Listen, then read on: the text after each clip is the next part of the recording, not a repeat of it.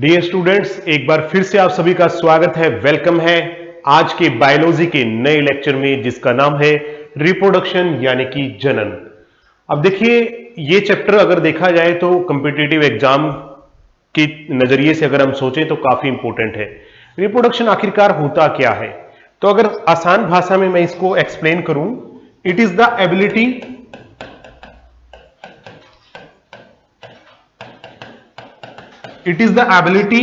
Of an organism, यह किसी जीव की वह योग्यता है to produce their young ones, कि वह अपनी नई संतति या संतान पैदा कर सके। उसे हम क्या बोलते हैं? रिप्रोडक्शंस। ठीक है, या हिंदी में अगर मैं सिंपल लैंग्वेज में लिखूं तो संतान पैदा करने की अक्षमता को रिप्रोडक्शन कहते हैं। संतान पैदा करने की अक्षमता को जनन कहते हैं।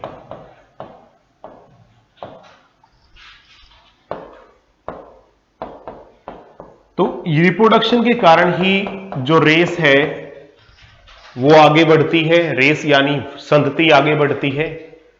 हर एक जीव अपने वंश को छोड़ करके जाता है, जो उसके वंश की जो नींव है उसको आगे लेकर के जाता है। तो प्यारे विद्यार्थियों, रिप्रोडक्शन के कारण ही आज जीवों का अस्तित्व संभव है। जिन जीवों की रिप्रोडक्टिव पावर कम हो गई वो धीरे धीरे क्या हो गई? विलुप्त हो गई। वो आज इस धरती के ऊपर मौजूद भी नहीं है।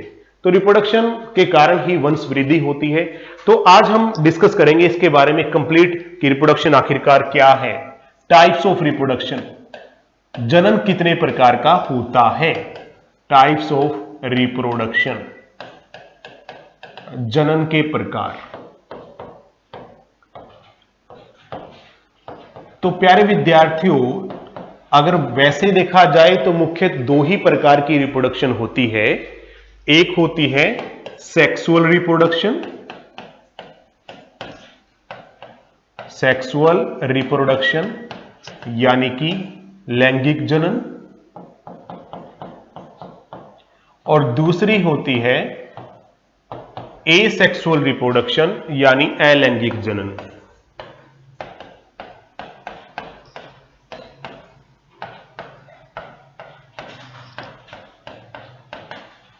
एसेक्सुअल रिप्रोडक्शन यानी कि अलैंगिक जनन। ठीक है, तो दो प्रकार की होती है रिप्रोडक्शन, एक लैंगिक जनन और एक अलैंगिक जनन। लैंगिक जनन यानी सेक्सुअल रिप्रोडक्शन क्या होता है? जिसमें दो अलग अलग जीव, एक को हम माता बोलेंगे, एक को पिता, यानी फादर और मदर दोनों मिलकर एक नए जीव का निर्माण करते हैं। उसे हम सेक्सुअल रिप्रोडक्शन या लैंगिक जनन कहते हैं। और दूसरे अलैंगिक यानी एसेक्सुअल क्या होता है? जिसमें एक ही जीव आगे नए जीव का निर्माण करता है या नए जीव को पैदा करता है। ऐसी रिप्रोडक्शन को हम बोलते हैं एसेक्सुअल यानी अलैंगिक जनन। तो यहां पे मैं लिख देता हूं, in this type two parents collaboratively कह सकते हैं या कंबाइंडली कह सकते हैं। Two parents produce their offsprings, या यंग वन लिख सकता हूं। कई बार ऑफस्प्रिंग्स की बात जो है वो बच्चों को समझ में नहीं आती, तो यंग वंस लिख देता हूं यहां पर। अदरवाइज इसको ना ऑफस्प्रिंग्स के नाम से जाना जाता है, यंग वंस, यानी कि माता और पिता दोनों मिलकर संतान पैदा करते हैं। माता व पिता दोनों मिलकर संतान पैदा करते हैं।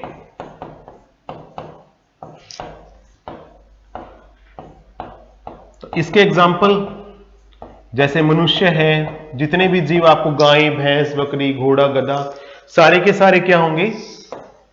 लैंगिक जनन के ही प्रकार हैं। जैसे मनुष्य, यहां पे लिख देता हूं मैं, जैसे मनुष्य। दूसरी जो है अलैंगिक जनन, जिसमें एक ही जीव से नया जीव उत्पन्न होता है। इन this type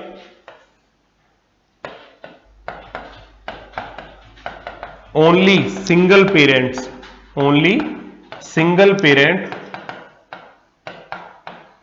produce their offspring, produce their young one या ऑफस्प्रिंग। तो इसमें केवल एक ही जो पेरेंट है, एक ही जीव है, वो नया जीव उत्पन्न करता है। इसमें एक ही जीव नया जीव उत्पन्न करता है।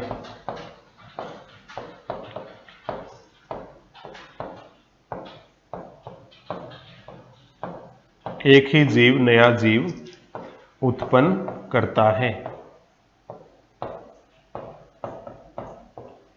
जैसे अमीबा, अमीबा के अंदर एक ही जीव से नया जीव बनता है। तो अमीबा किसका एग्जाम्पल हुआ? एसेक्सुअल रिप्रोडक्शन यानी कि अलैंगिक जनन का। ठीक है, तो बारी बारी से इनके बारे में करते हैं, क्योंकि बहुत सारे क्वेश्चन इसी से आते हैं कि इस जीव के अंदर जनन की विधि क्या है। ठीक है, या पूछ लिया जाता है कि निम्नलिखित में से यह जनन किस में पाया जाता है।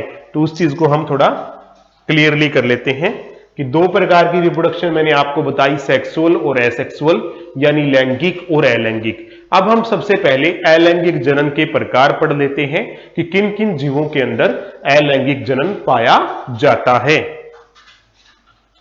टाइप्स ऑफ एसेक्सुअल रिप्रोडक्शन, अलैंगिक जनन के प्रकार।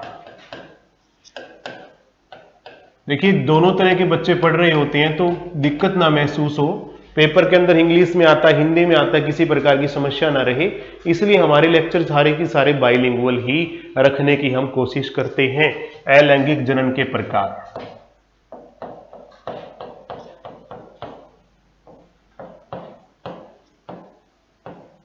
अलैंगिक जनन के प्रकार। तो प्यारे विद्यार्थियों, पहली जो विधि मैं आपको बता रहा हूं उसका नाम है फिजन। फिजन, फिजन का मतलब होता है खंडन। खंडन, किसी जीव का खंडों में टूट जाना। ठीक है, किसी जीव का खंडों में टूट जाना क्या कहलाता है? फिजन। किसी जीव का खंडों में टूट जाना। खंड, खंड क्या होते हैं?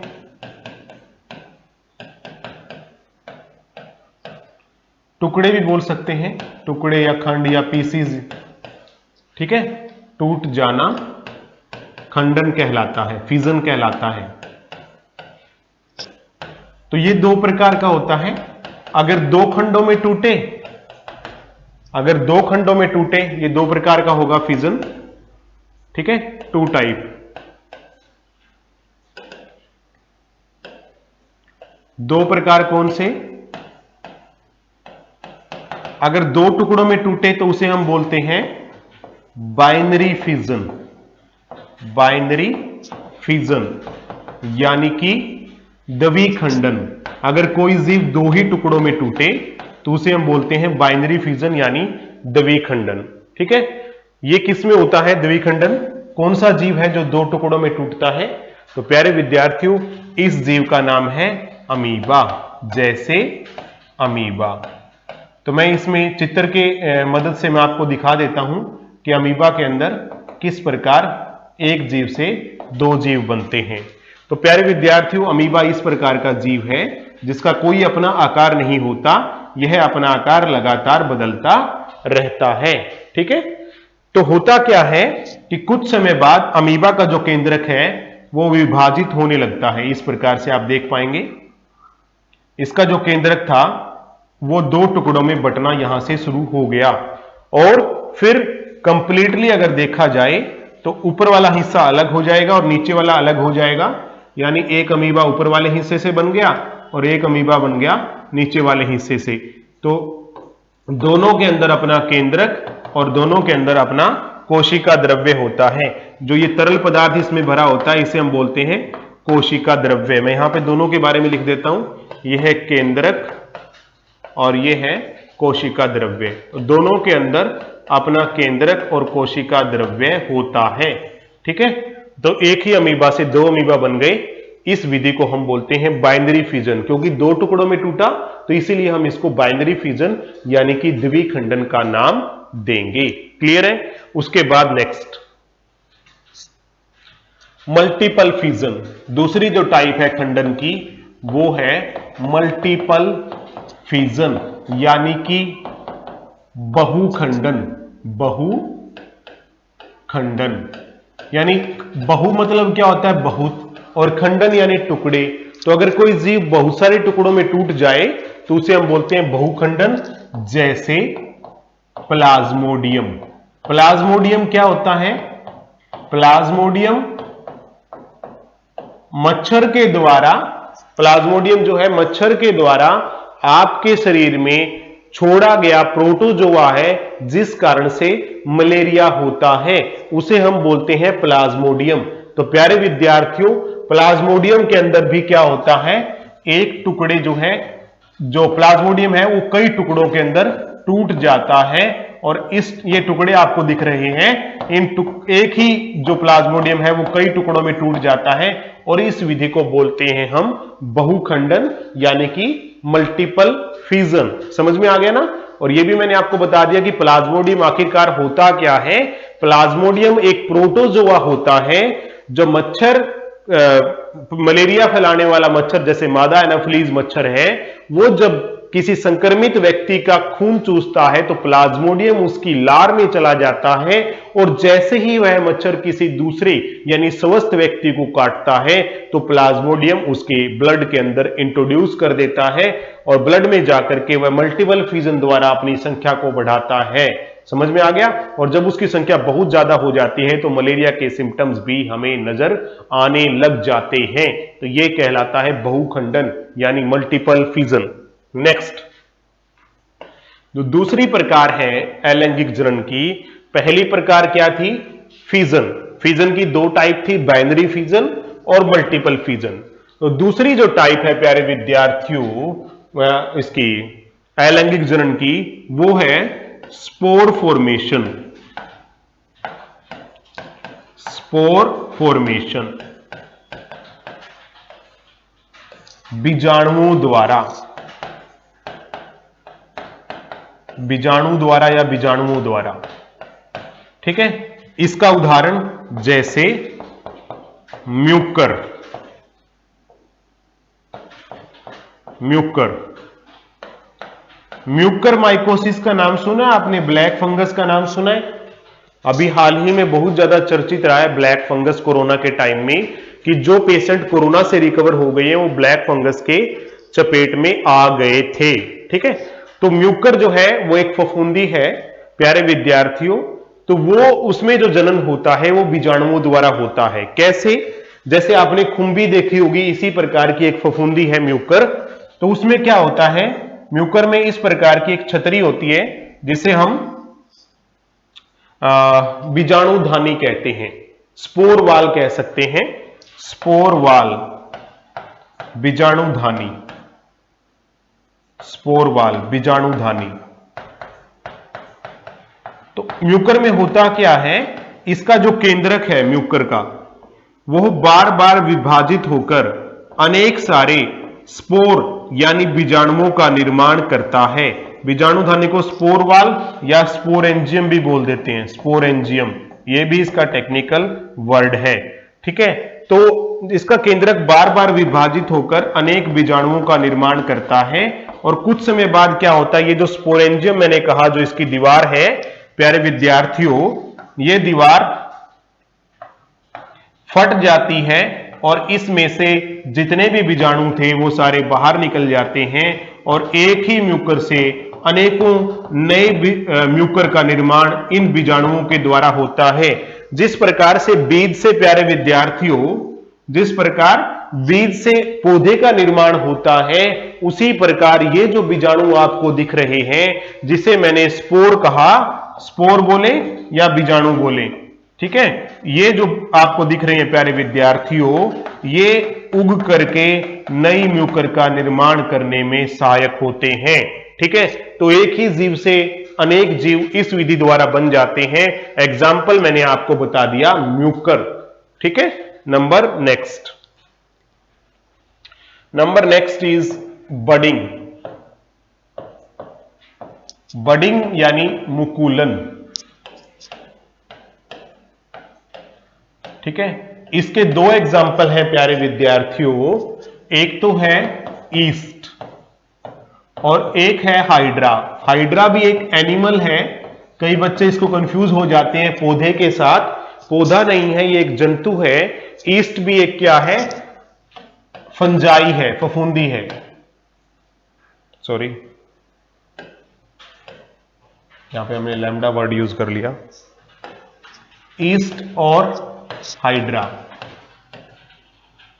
तो ईस्ट भी एक फफूंदी है और हाइड्रा एक एनिमल है। ईस्ट की अगर बात करें तो ईस्ट ऐसी होती है प्यारे विद्यार्थियों, तो इसमें क्या होता है, थोड़े समय बाद एक बड यानी मुकुल उभर आता है ईस्ट के ऊपर।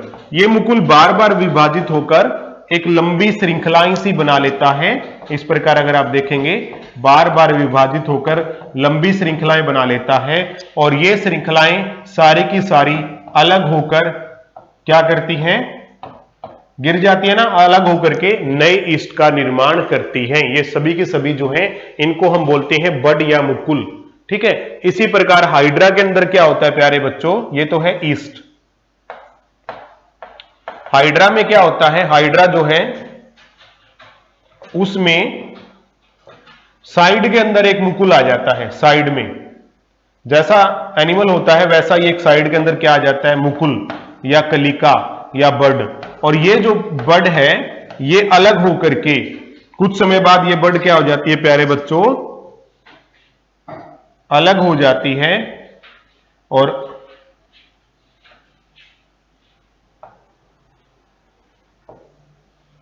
यहां पे हम दिखाएंगे आपको, ये जो बड मैंने आपको दिखाई थी ये क्या हो जाती है, अलग हो जाती है। और जब ये अलग हो जाती है तो अलग होकर के एक नए जीव का निर्माण करती है। ये देखिए यहां से ये जो है बर्ड अलग हो गई, तो ये अलग जीव का, अलग हाइड्रा का निर्माण करेगी। तो हाइड्रा के अंदर जो जनन होता है मुकुलन द्वारा होता है। यह हाइड्रा के अंदर एक और विधि है जिसे हम पुनर्जनन कहते हैं, क्योंकि हाइड्रा के किसी भी पार्ट को काट दें तो नया हाइड्रा बन सकता है। तो हाइड्रा में मुकुलन विधि भी होती है और एक और विधि हम जिसका भी जिक्र करेंगे जिसका नाम है नंबर 4 इज रीजनरेशन। रीजनरेशन यानी कि पुनर्जनन। पुनर्जनन प्यारे विद्यार्थियों, अगर मैं आपसे पूछूं कि क्या आपने कभी पुनर्जन्म के बारे में सुना है, तो बहुत सारे विद्यार्थी कह देंगे कि हां सर, न्यूज़पेपर के अंदर या फिर किसी टीवी के अंदर हमने अक्सर ऐसे लोगों को कहता सुना है कि मैं पहले इस जन्म में यहां पर पैदा हुआ था और ऐसे यहां इन्होंने मेरा पालन पोषण किया, वर्तमान में मैं इस जगह पर हूं। लेकिन पुनर्जन्म होता है, यह है पुनर्जनन, यानी दोबारा जनन होना, दोबारा किसी जीव का बनना। क्या आपने देखा है कि अगर हम छिपकली की पूंछ को काट दें तो वो पूंछ छोड़ देती है और दोबारा से उस जगह पर नई पूंछ आ जाती है, वो भी पुनर्जनन का एग्जाम्पल है। पर प्यारे विद्यार्थियों, उसमें भी क्या होता है, जो पूंछ कट गई उस पूंछ से पूरी की पूरी छिपकली नहीं बनती, केवल उसी की पूंछ दोबारा आती है। इस प्रकार अगर हम कह सकते हैं कि उसमें जीवों की संख्या में वृद्धि तो नहीं हुई, हालांकि रीजनरेट उसकी पूंछ तो हो गई, उसकी पूंछ तो दोबारा आ गई, लेकिन जो पूंछ कट के अलग हो गई थी उस पूंछ से पूरी की पूरी छिपकली नहीं बनी, इसलिए उसको भी हम पुनर्जनन यानी रीजनरेशन नहीं कहते। तो कुछ जीव ऐसे हैं जैसे प्लेनेरिया है, ये देख लीजिए, ये है प्लेनेरिया। इस जीव की क्या खासियत होती है, इस जीव को अगर आप 3 टुकड़ों में भी काट दें, यहां पर हम देखेंगे ये पहला टुकड़ा, ये दूसरा टुकड़ा और ये तीसरा टुकड़ा। 3 टुकड़ों में भी अगर इस जीव को हम काट दें तो तीनों टुकड़ों से नया जीव उत्पन्न हो जाएगा अपने आप। तो इस जीव का अस्तित्व खत्म नहीं होता। क्यों? क्योंकि अगर इसके टुकड़े भी कटेंगे तो हर एक टुकड़े से नया प्लेनेरिया बन जाएगा प्यारे विद्यार्थियों, और ऐसे जनन को हम बोलते हैं पुनर्जनन। इसका एग्जाम्पल क्या आ गया, जैसे प्लेनेरिया। और हाइड्रा में भी इसी प्रकार होता है, प्लेनेरिया और दूसरा क्या है, हाइड्रा। तो ये दोनों जीवों के अंदर क्या होता है, पुनर्जनन यानी रीजनरेशन होता है। तो ये चीज आपको अच्छी तरह से पता हो जानी चाहिए। नेक्स्ट के ऊपर चलते हैं। नेक्स्ट है fragmentation. Number 5, number 5 is fragmentation.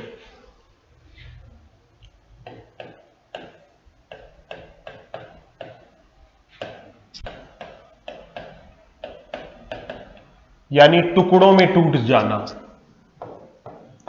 टुकड़ों में टूट जाना। तो ये किस में होता है?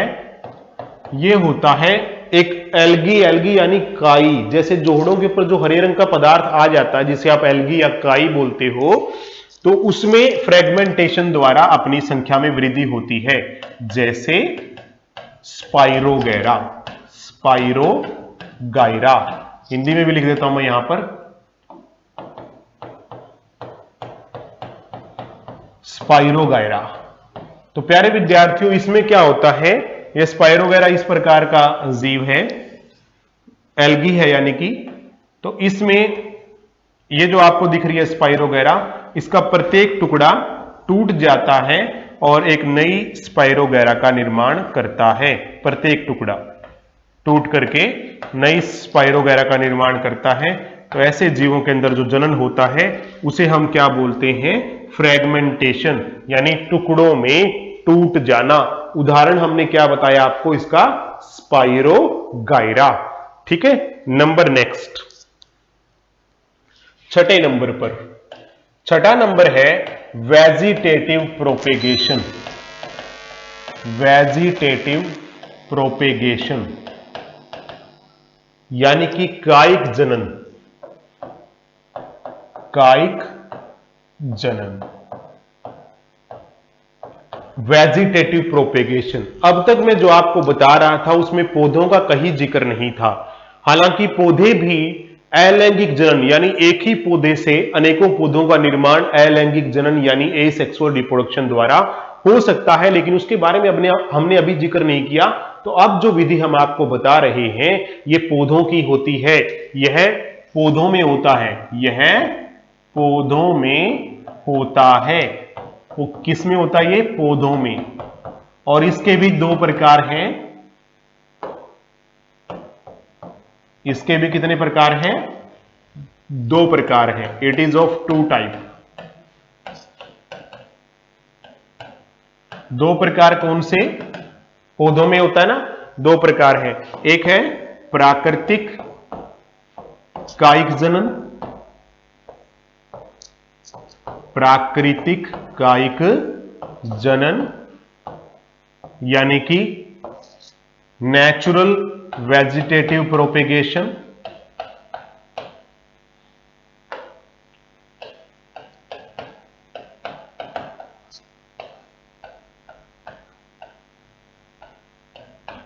नेचुरल वेजिटेटिव प्रोपेगेशन यानी प्राकृतिक कायिक जनन, ठीक है। और दूसरा होता है कृत्रिम कायिक जनन। दोनों के बारे में हम चर्चा करेंगे।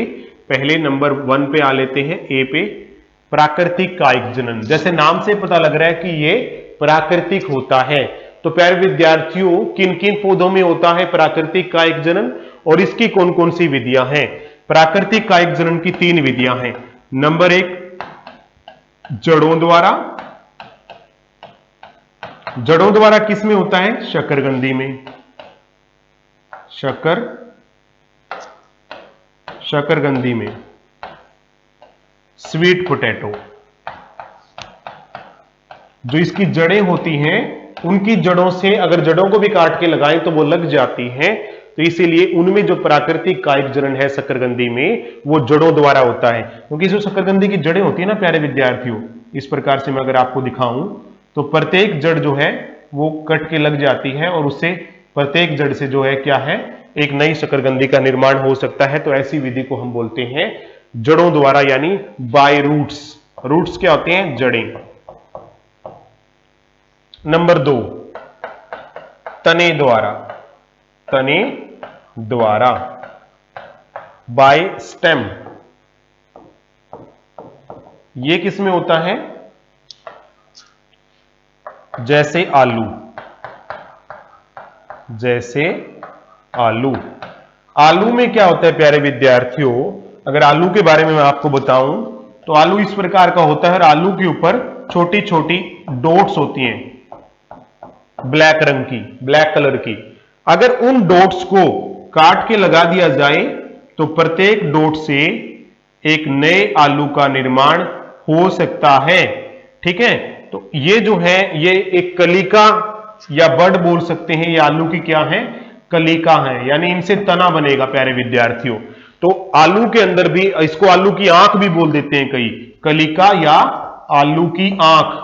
तो इस प्रत्येक आंख को अगर हम काट के लगा दें, जो जितने भी डॉट हैं, हर एक डॉट को काट के लगाने पर एक नए आलू का निर्माण होता है, और इस विधि को हम बोलते हैं तने द्वारा। और ये किसकी टाइप है, प्राकृतिक कायिक जनन की। एक और टाइप है प्राकृतिक कायिक जनन की, नंबर 3, पतियों द्वारा। ये किसमें होता है प्यारे विद्यार्थियों, ये होता है ब्रायोफिलम नामक पौधे में। जैसे ब्रायोफिलम, ब्रायोफिलम, ब्रायोफिलम पौधे में क्या होगा, हम आपको चित्र से बताएंगे। जैसे ब्रायोफिलम, ब्रायोफिलम में क्या होगा, ब्रायोफिलम की जो पत्ती है, ब्रायोफिलम की जो पत्ती है, उस पत्ती के ऊपर ही अपने आप कोई कलिका उग जाती है। ठीक है, वो कलिका कुछ समय बाद धरती पर गिर जाती है प्यारे विद्यार्थियों। कुछ समय बाद धरती पर गिरकर यह कलिका क्या कर लेती है, ग्रो कर लेती है, उग जाती है, यानी कि आगे इसमें से कोंपलें निकलने लग जाती हैं, इसकी जड़ें निकल आती हैं। तो ये जो कलिका है वो नए ब्रायोफिलम पौधे का निर्माण कर सकती है, इसलिए ऐसे जनन को हम पतियों द्वारा प्राकृतिक कायिक जनन बोलते हैं। क्लियर हो गया। नेक्स्ट, उसके बाद है कृत्रिम कायिक जनन, आर्टिफिशियल वेजिटेटिव प्रोपेगेशन।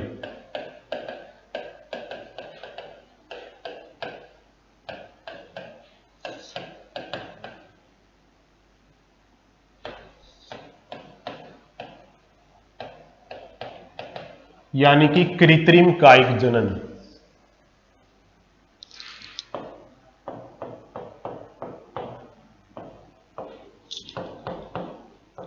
कृत्रिम कायिक जनन, आर्टिफिशियल वेजिटेटिव प्रोपेगेशन यानी कृत्रिम कायिक जनन, ये किन किन में होता है और इसकी कौन कौन सी टाइप है। नंबर 1 तो तने द्वारा, sorry by cutting, by cutting, कलम लगाकर। जैसे गुलाब है, ठीक है, अनार है, इन पौधों की अगर कलम काट के लगा देंगे तो हम खुद नया पौधा तैयार कर सकते हैं। तो वो किसके आगे, किसकी टाइप आगे, वो आर्टिफिशियल वेजिटेटिव प्रोपेगेशन की टाइप, जिसको हम बोलते हैं कटिंग। जैसे गुलाब, अनार आदि। दूसरी जो टेक्निक है वो है ग्राफ्टिंग, बी। ग्राफ्टिंग में क्या होता है, एक पौधे के ऊपर दूसरे पौधे की कलम लगाना,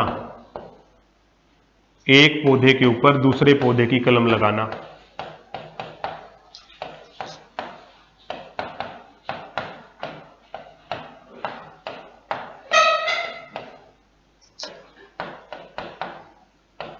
जैसे आमतौर पर आजकल जो मौसमी तैयार हो रहे हैं, ठीक है, या अमरूद तैयार हो रहे हैं, वो 2 बढ़िया क्वालिटी के पौधे होते हैं, उनको जोड़ करके तैयार होते हैं। जैसे मैं अगर आपको दिखाऊं, एक पौधा जिसकी जड़ें धरती में हैं, मान लीजिए ये पौधा है और इसकी जड़ें धरती में हैं, इसको यहां से काट दिया, काटने के बाद इसको ऐसे वी आकार का काटा जाता है, और दूसरा पौधा इसके ऊपर, मैं आपको दिखाता हूं, दूसरे पौधे को इसी के ऊपर वी आकार का काट के ला करके इसको धागे के साथ बांध दिया जाता है, और कुछ ही समय बाद दोनों पौधे जो हैं उनके कैरेक्टर्स मिक्सअप हो जाते हैं।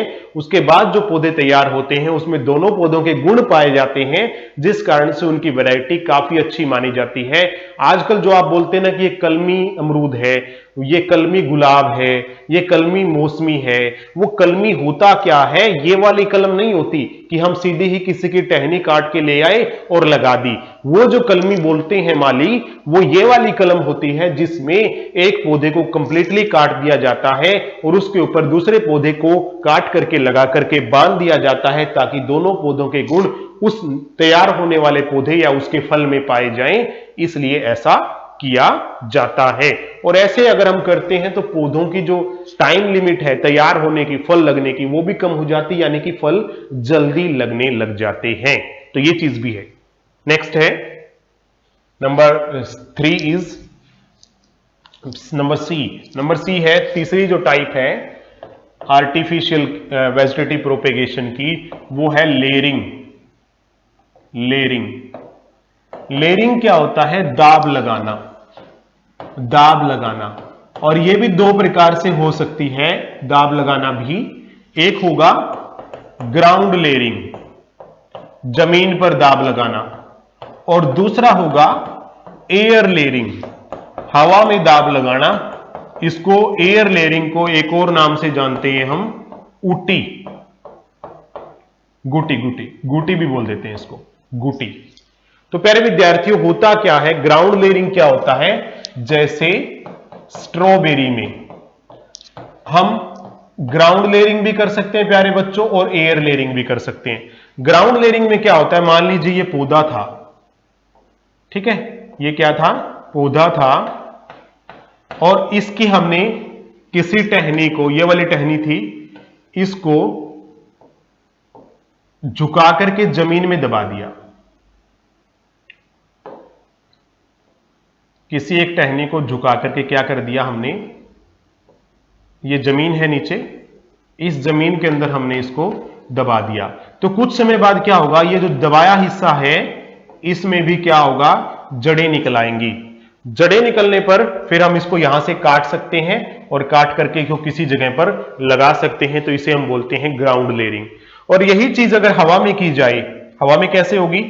मान लीजिए ये पौधा है, इसमें क्या करेंगे हम, यहां पर कट लगा करके यहां पर, और मिट्टी से बांध देंगे इसको पॉलीथीन के साथ, ठीक है, बांध देंगे। तो कुछ समय बाद इसमें भी जड़ें निकल आएंगी प्यारे विद्यार्थियों। तो ये जो लेयरिंग है, यहां से फिर काट के इस पौधे को लगाया जा सकता है।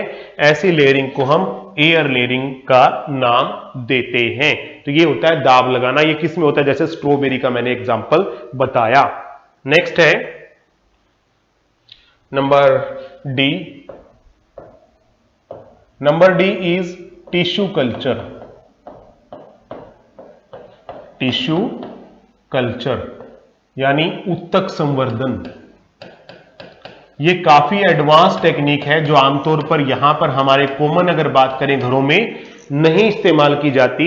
इसमें हम क्या करते हैं, मान लीजिए कोई भी पौधा है, उसके किसी भी उत्तक को, कोई भी पौधे का कोई भी उत्तक ले लिया और उसको परख नली के अंदर यानी टेस्ट ट्यूब के अंदर उस उत्तक को हम क्या कर देते हैं, डाल देते हैं। टेस्ट ट्यूब के अंदर डाल दिया। टेस्ट ट्यूब के अंदर एक तरल पदार्थ भरा होता है जिसका नाम होता है अगर अगर सॉल्यूशन, ठीक है, अगर सॉल्यूशन भरा होता है और उसी सॉल्यूशन के अंदर धीरे धीरे क्या है, उस उत्तक को तैयार किया जाता है। कुछ समय बाद उस उत्तक में से छोटी छोटी कोंपलें भी निकल आती हैं और फिर इस उत्तक को गमले के अंदर लगाया जा सकता है। जब कोंपले निकल आए तो इसे कैलस का नाम दिया जाता है, यानी कैलस को गमले में लगा करके नया पौधा तैयार किया जा सकता है। इस टेक्निक को हम बोलते हैं टिश्यू कल्चर यानी कि उत्तक संवर्धन। तो ये थी हमारी अलैंगिक जनन की विधियां। उसके बाद हम बात करते हैं प्यारे विद्यार्थियों पौधों में लैंगिक जनन। पौधों में लैंगिक जनन कैसे होता है उसके बारे में चर्चा करेंगे। पौधों में लैंगिक जनन, sexual reproduction in plants, sexual reproduction in plants. तो पौधों में भी क्या हमारी तरह दो अलग अलग जीव मिलकर के या दो अलग अलग नर और मादा मिलकर के एक नए पौधे का नए जीव का निर्माण करेंगे? हाँ, ऐसे होता है। पौधों में जो फूल होता है उसमें जो जनन होगा प्यारे विद्यार्थियों, वो लैंगिक जनन होता है, क्योंकि फूल के अंदर नर भाग भी होता है और मादा भाग भी होता है। वैसे मैं अगर आपको बताऊं तो फूल दो प्रकार के होते हैं। पौधों में फूलों के द्वारा लैंगिक जनन होता है, यहां पर लिख देता हूं पहले मैं, पौधों में फूलों के द्वारा लैंगिक जनन होता है।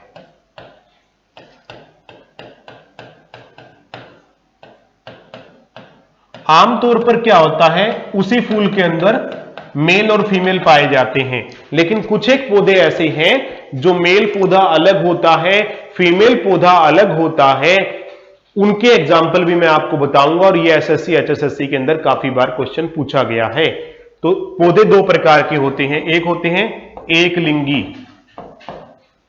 लिंगी पौधे, एक लिंगी यानी यूनिसेक्सुअल, ऐसे पौधे जिनके अंदर नर पौधा अलग होता है और मादा पौधा अलग होता है, उन्हें हम बोलते हैं यूनिसेक्सुअल।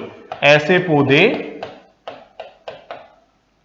जो नर और मादा अलग अलग होते हैं, मेल और फीमेल अलग अलग होते हैं, जो नर और मादा मतलब male and female, male and female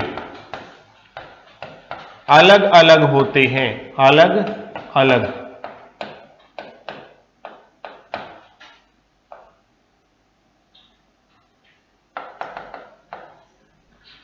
नर और मादा अलग अलग होते हैं,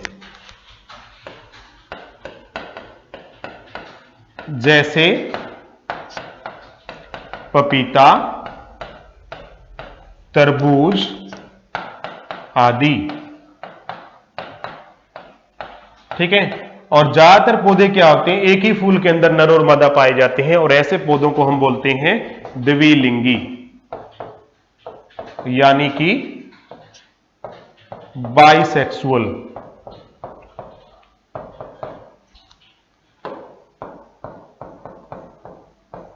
ऐसे पौधे जिसमें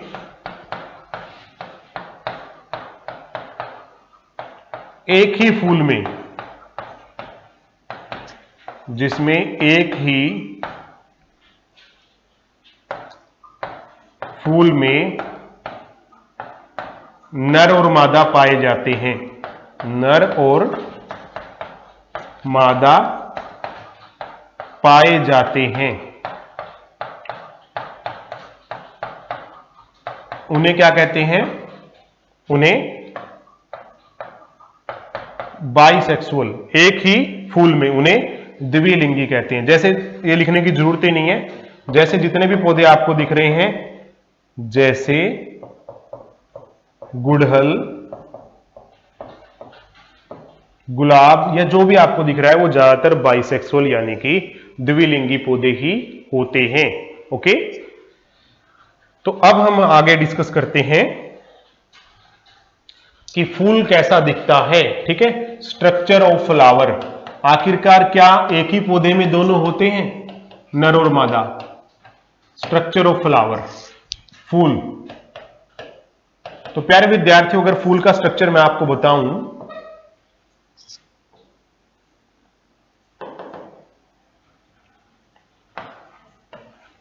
देखिए फूल में क्या होता है,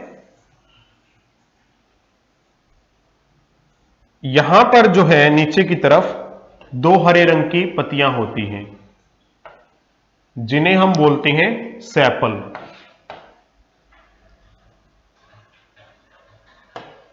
जिन्हें हम क्या बोलते हैं, सेपल, यानी बाह्य दल, बाह्य दल। ऊपर की जो पत्तियां होती हैं प्यारे विद्यार्थियों, नीचे की तो मैंने आपको बोल दिया कि किसकी होती हैं, हरे रंग की होती हैं। ठीक है, ऊपर की जो पत्तियां हैं वो फूल का कलर डिसाइड करती हैं, यानी कोई फूल लाल रंग का है, कोई कैसा भी है, जैसे ये पीले रंग का है तो पीली पत्तियां होंगी। इनको हम बोलते हैं पेटल, इनको हम बोलते हैं पेटल, यानी अंत्यदल, अंत्यदल। उसके बाद फूल के अंदर नर और मादा भाग होते हैं। बीच का जो भाग है वो मादा भाग होता है, बीच का। ये वाला, ये होता है मादा भाग। और साइड के अंदर जो भाग होता है ये होता है नर भाग, यानी मेल। ठीक है, ये क्या होता है? मेल। मेल को हम क्या बोलते हैं? Male part. कलर भी मैं अब यहां पर वही यूज कर रहा हूं, इसको हम बोलते हैं स्टेमन। स्टेमन यहां पर हिंदी के अंदर और इंग्लिश में दोनों में लिख दूंगा मैं, स्टेमन, या फिर हिंदी में क्या बोलेंगे? पुंकेसर। पुंकेसर, ये जो आपको हिस्सा दिख रहा है ये पूरा का पूरा। उसके बाद जो मादा भाग है प्यारे विद्यार्थियों, मादा भाग, इसको हम बोलते हैं, फीमेल पार्ट है ये, इसको हम बोलते हैं कार्पल, गाइनोशियम, दो नाम है इंग्लिश में, या हिंदी में ले तो स्त्री केसर। ठीक है, तो ये मादा भाग हो गया। तो ये फूल का स्ट्रक्चर है। अब जो नर भाग है उसके भी दो भाग हैं, एक ऊपर का अलग है और बीच की डंडी, नीचे की डंडी अलग है। ऊपर का जो भाग है उसके अंदर छोटे छोटे दाने भी होते हैं प्यारे विद्यार्थियों, उनके बारे में भी चर्चा करेंगे हम। ऊपर का जो भाग है इसको बोलते हैं एंथर, यानी परागकोश। फूल से ही प्यारे विद्यार्थियों फल बनता है। उसकी पूरी कहानी का हम जिक्र करेंगे कि किस प्रकार देखते ही देखते फूल फल में तब्दील हो जाता है, उसके पीछे का लॉजिक क्या है। तो उसके पीछे आपको फूल की कहानी समझनी पड़ेगी, तब जाकर के पता लगेगा कि उसके पीछे का लॉजिक आखिरकार है क्या। तो ये होता है परागकोश। नीचे की जो डंडी होती है इसे हम बोलते हैं पूतंतु। तो ये दोनों के दोनों पार्ट किसके हैं? मेल के हैं। अभी मैंने बताया ना मेल के। उसके बाद फीमेल के। फीमेल के ये तीन पार्ट हैं। ऊपर वाले को क्या बोलते हैं हम?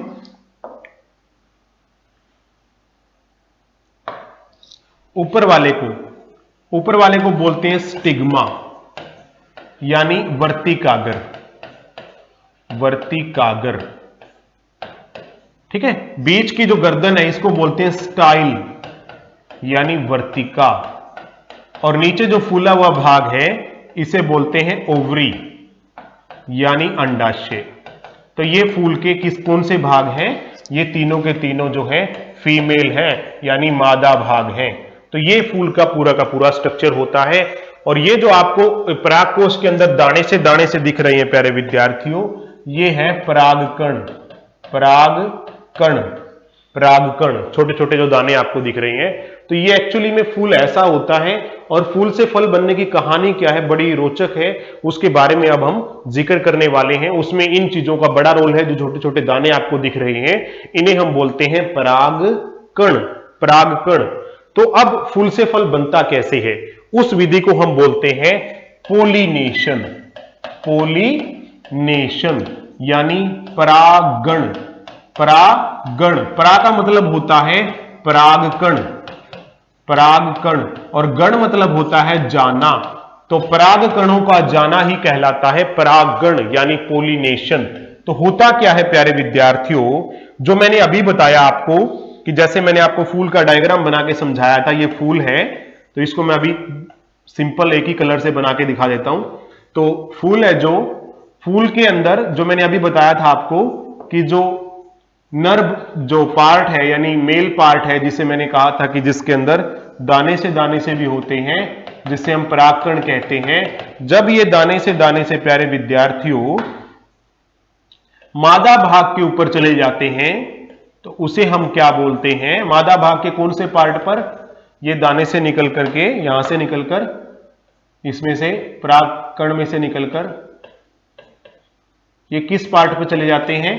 मादा के कौन से पार्ट पर? इस हिस्से पर, जिसे हम बोलते हैं वर्तिकागर। फीमेल का कौन सा पार्ट था? ये वर्तिकागर। अगर मैंने आपको यहां पे बताया हो, देखिए यहां पर स्टिग्मा, ये ऊपर वाली जो बेस है उसे स्टिग्मा बोलते हैं, बीच की गर्दन उसे स्टाइल बोलते हैं, और नीचे का जो फूला हुआ पार्ट है उसे ओवरी या अंडाशय बोलते हैं। तो जब ये परागकण निकलकर इस हिस्से पर, यानी वर्तिकागर यानी स्टिग्मा पर चले जाते हैं, तो उसे बोलते हैं परागण, यानी परागकणों का जाना। कहां जाना? Transfer of pollen grain. Pollen grain यानी परागकण। पोलन ग्रेन का मतलब क्या होता है? परागकण। परागकण का ट्रांसफर होना कहां से? फ्रॉम, ये पार्ट क्या कहलाता है प्यारे बच्चों, ये क्या कहलाता है, एंथर। मैंने आपको बताया भी था थोड़ी देर पहले पिछले पेज पर, anther, from anther to stigma. Anther किसका पार्ट है, मेल का, स्टिग्मा किसका है, फीमेल का। यानी परागकणों का एंथर से यानी परागकोश से निकलकर वर्तिकाग्र यानी स्टिग्मा पर जाना, उसे हम क्या बोलते हैं, पोलिनेशन यानी परागण।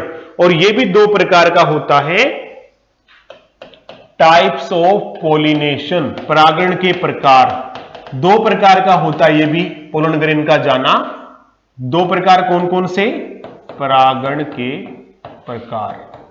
एक होता है प्यारे विद्यार्थियों स्वपरागण, नंबर 1 स्वपरागण यानी सेल्फ पोलिनेशन, सेल्फ पोलिनेशन। अगर क्या होगा कि उसी फूल में, ये फूल है, उसी फूल में परागकणों का निकलकर, ये परागकण यहां पे इसके अंदर होंगे, उसी फूल में परागकणों का निकलकर उसी फूल के वर्तिकाग्र पर आ जाएं, ये देखो उसी फूल में, ठीक है। या फिर कोई पौधा है, उसमें एक फूल यहां पे लगा हुआ है, एक फूल यहां पे लगा हुआ है, और दोनों में क्या होगा,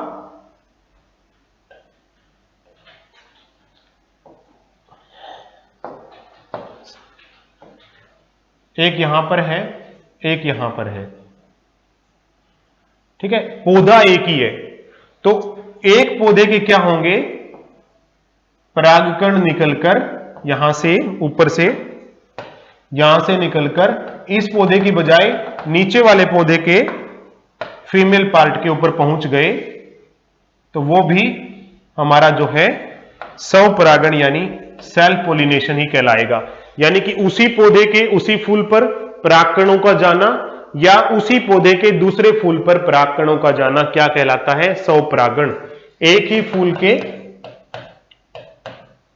एक ही फूल से अथवा एक पौधे के दूसरे फूल तक, एक पौधे के दूसरे फूल तक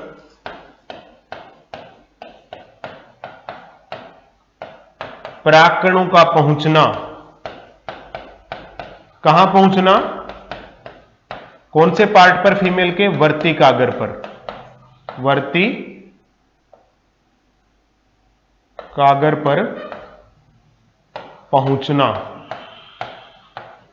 यह क्या कहलाता है, स्वपरागण। Transfer of pollen grain within flower और different flower of same plant, उसे हम बोलते हैं स्वपरागण यानी कि सेल्फ पोलिनेशन। एक और मेथड है जिसका नाम है क्रॉस पोलिनेशन, क्रॉस पोलिनेशन यानी कि परपरागण, परपरागण। इसमें क्या होता है कि परागकण एक पौधे से, एक फूल से दूसरे पौधे के किसी फूल तक पहुंच जाना, यह आमतौर पर कीटे करते हैं, लेकिन कीटों के अलावा हवा के द्वारा भी, ठीक है, और पक्षियों के द्वारा भी ये हो सकता है। मैं आपको समझाता हूं। यहां पर मान लीजिए ये फूल है, ठीक है, ये फूल है, और इसी फूल में ये मेल और फीमेल दोनों हैं, और इसी फूल के ऊपर क्या होता है, कोई भी फॉर एग्जाम्पल क्या होता है, इसके ऊपर कोई भी क्या आती है, मधुमक्खी आती है रस चूसने के लिए। तो जब मधुमक्खी इसके ऊपर आएगी तो क्या होगा, रस चूसने के लिए आई, तो इसकी पूंछों के, इसकी पूंछ जो है, इसके पंख जो बोल सकते हो, पंख के ऊपर ये परागकण क्या होंगे, जब ये पंखों को हिलाती है तो पंख के ऊपर परागकण चिपक जाएंगे, और यही मधुमक्खी जब किसी दूसरे फूल को विजिट करेगी तो प्यारे विद्यार्थियों क्या होगा उस केस में, उस केस में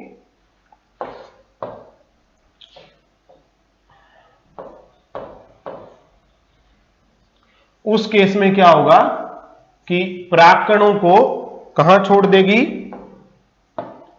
दूसरे फूल के मादा भाग के ऊपर छोड़ देगी। जैसे ये किसी दूसरे फूल के ऊपर जाएगी तो वहां पर यह इस चीज को छोड़ देगी, क्योंकि वहां भी ये पंखों को हिलाती रहेगी। तो जब पंखों को हिलाएगी तो क्या होगा कि ये परागकण इसके ऊपर जो चिपके हुए थे वो झड़के इसके ऊपर आ जाएंगे। तो ये भी एक प्रकार है जिसके द्वारा मधुमक्खी क्या करवाती है? पोलिनेशन यानी पर परागण कराती है। तो किसके द्वारा होता है? यह कीटों। हम भी करवा सकते हैं, परागकणों को निकाल करके यहां पे डाल सकते हैं। अगर ऐसा नहीं करवाएंगे तो फूल फूल ही रहेगा, फूल से फल कभी भी जिंदगी में नहीं बनेगा। यह कीटों, वायु, मनुष्य, पक्षी, चमगादड़ इत्यादि द्वारा होता है। चमगादड़ द्वारा करवाया जाता है। यह जो परागण है इनके द्वारा करवाया जाता है। अब ये सब कुछ हो गया, तो फूल से फल आखिरकार बनेगा कैसे? Last method. तो प्यारे विद्यार्थियों, हुआ क्या? हुआ ये कि जो परागण थे वो फीमेल पार्ट पर पहुंच गए। ये फीमेल पार्ट है, थोड़ा बड़ा करके दिखा रहा हूं पौधे का। परागकण इसके ऊपर पहुंच गए। कहां पर आ गए? यहां पर पहुंच चुके हैं। तो इनमें से कोई भी एक परागकण उग करके नीचे की ओर एक ट्यूब का निर्माण करेगा जिसे हम बोलते हैं परागनलिका। ठीक है, ये फीमेल पार्ट है, तीनों मैंने यहां पर बता दिए। ये कौन सा पार्ट है? स्टिग्मा यानी वर्तिकागर। नीचे का जो पार्ट है यह है स्टाइल यानी वर्तिका। और सबसे नीचे का जो पार्ट है, जो फूला हुआ बेसल पार्ट है, उसे हम बोलते हैं ओवरी यानी अंडाशय। और इसी ओवरी के अंदर प्यारे विद्यार्थियों एक और लेयर होती है जिसे हम क्या बोलते हैं? ओव्यूल। ओव्यूल यानी बीजांड। तो ओवरी के अंदर ओव्यूल भी होते हैं जिसे हम हिंदी में बीजांड बोलते हैं। तो प्यारे विद्यार्थियों, होगा क्या? कोई एक परागकण उग करके क्या बना लेगा? परागनलिका यानी पोलन ट्यूब का निर्माण कर लेगा। पोलन ट्यूब, परागनलिका। ठीक है, इसी परागनलिका के अंदर ये परागकण एक से दो हिस्सों में टूट जाएगा। एक से कितने बन गए? एक ये और एक ये, दो हिस्सों में टूट जाएगा। और ये दोनों परागकण नीचे आ जाएंगे। यहां पर क्या होगा? दो तो नर युग्मक होते हैं, मादा युग्मक होते हैं, और एक नीचे होता है इसमें अंडा। यहां पर ये क्या होते हैं? Two female gamete. Polar gamete बोल दें इसको, पोलर गैमीट ज्यादा सही रहेगा।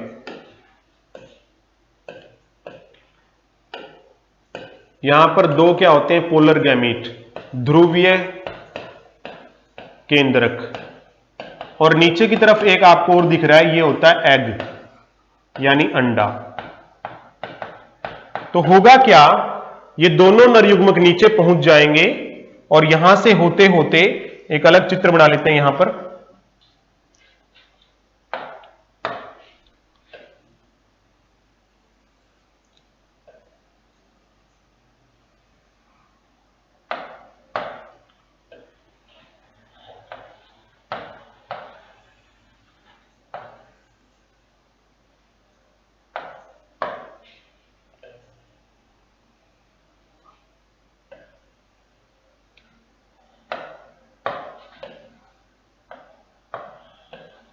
दोनों नर युग्मक नीचे आ जाएंगे। एक नर युग्मक यहां अंडे के साथ मिल जाएगा और दूसरा नर युग्मक यहां मिल जाएगा। ठीक है, तो होगा क्या? एक निषेचन यहां पर हुआ,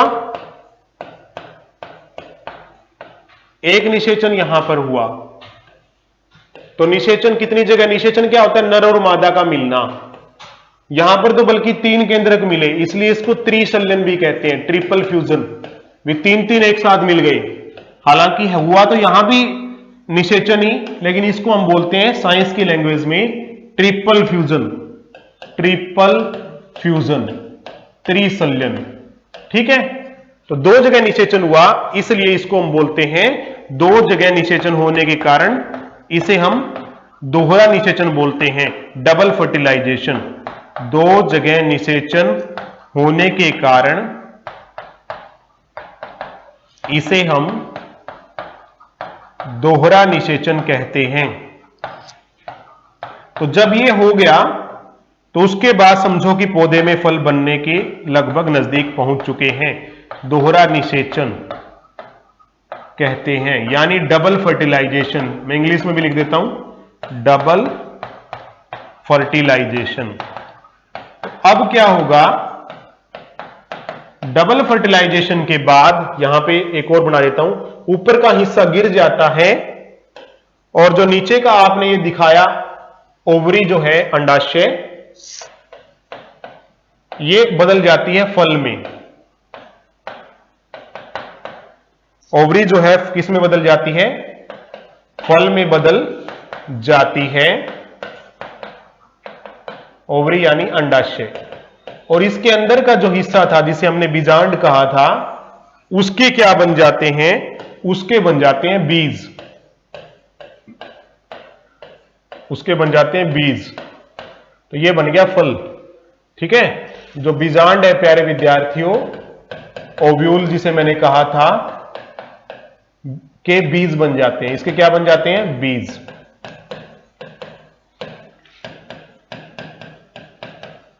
तो ये पूरी प्रक्रिया है फूल से फल बनने की, पूरे की पूरी कहानी। ठीक है, तो कैसी लगी आज का लेक्चर, कैसा लगा, काफी इंटरेस्टिंग रहा होगा।